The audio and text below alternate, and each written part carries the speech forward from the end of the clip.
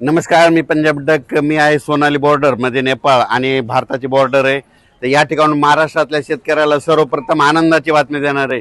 महाराष्ट्रातल्या सर्व शेतकऱ्यासाठी आनंदाची बातमी. यावर्षी महाराष्ट्रातल्या शेतकऱ्याची मिरगी पेर होणार आहे, म्हणून ही सर्वप्रथम शेतकऱ्यासाठी आनंदाची बातमी. राज्यात सांगायचं झालं तर 7, 8, 9, 10, 11, 12 जूनच्या दरम्यान राज्यात मोसमी पाऊस येणार आहे, म्हणून हा अंदाज महाराष्ट्रातल्या सर्व शेतकऱ्यांनी लक्षात द्यायचा. आजच्यानं कंप्लीट आज आहे 28 मे 2026. आजपासून कंप्लीट 9 दिवस शिल्लक राहिले शेतीचे कामे करण्यासाठी. शेतकऱ्याला विनंती की तुम्ही काय करा, या 9 दिवसामध्ये शेतीचे कामे करून घ्या, कारण की राज्यामध्ये 7, 8, 9, 10, 11, 12 दरम्यान मोसमी पाऊस बरसणार आहे, म्हणून हा अंदाज लक्षात घ्यायचा.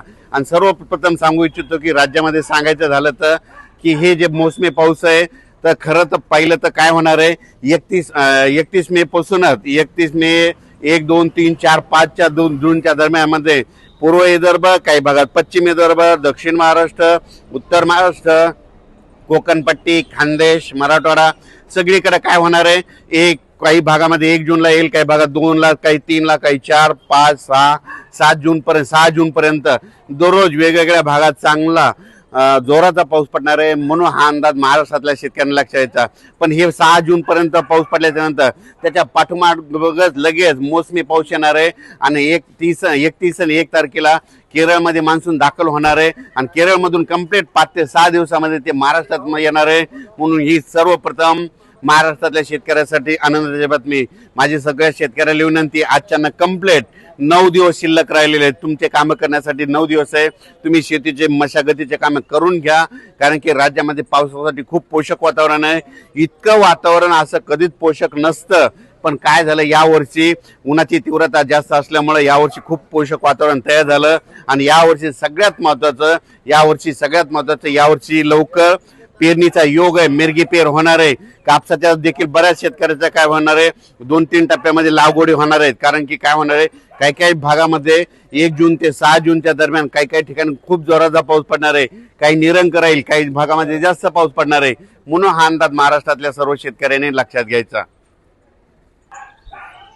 तेलंगणा, कर्नाटक आणि मध्य प्रदेशच्या शेतकऱ्याला सांगू इच्छितो की तुमच्या इकडे देखील काय होणार आहे की यावर्षी लवकरच पाऊस येणार आहे. खरं तर तेलंगणा आणि कर्नाटकमध्ये यावर्षी लवकर पाऊस येणार आहे, म्हणून हा अंदाज तेलंगणातल्या सर्व शेतकऱ्यांनी लक्षात घ्यायचा.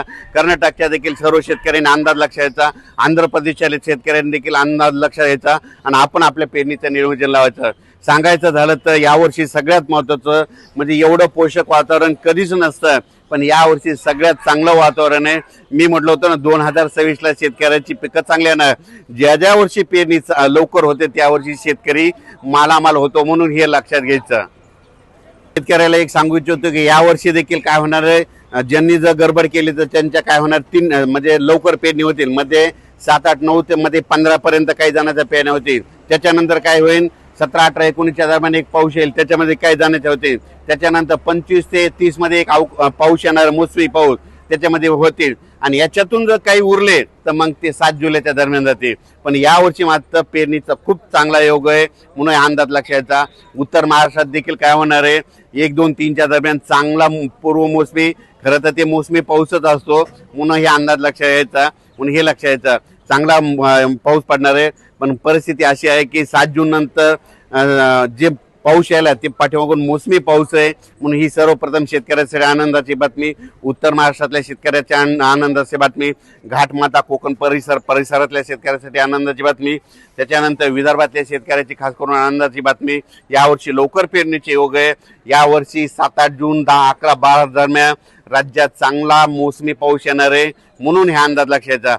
पण हे मोसमी पाऊस येण्याच्या अगोदरच 31, 1, 2, 3, 4, 5, 6 जून पर्यंत दररोज महाराष्ट्रातल्या वेगवेगळ्या भागामध्ये विदर्भ, पूर्व विदर्भ, पश्चिम विदर्भ, दक्षिण महाराष्ट्र, उत्तर महाराष्ट्र, कोकणपट्टी, खानदेश दररोज वेगवेगळ्या भागात विखुरलेल्या स्वरूपाचा पाऊस पडणार आहे, म्हणून हा अंदाज सर्व शेतकऱ्यांनी लक्षात घ्यायचा. अचानक वातावरण बदल झाला तर लगेच एक मेसेज दिला जाईल. आणि हे जे अंदाज दिला आहे हे मी दिला आहे आपले सोनाली बॉर्डर, म्हणजे इकडे आता हे जे नेपाळ आहे याच्या 1 किलोमीटरच्या बाजूला आपला भारत लागतो आणि या ठिकाणी अंदाज दिलेला आहे. आणि यानंतर परत एक अंदाज दिला जाईल. धन्यवाद.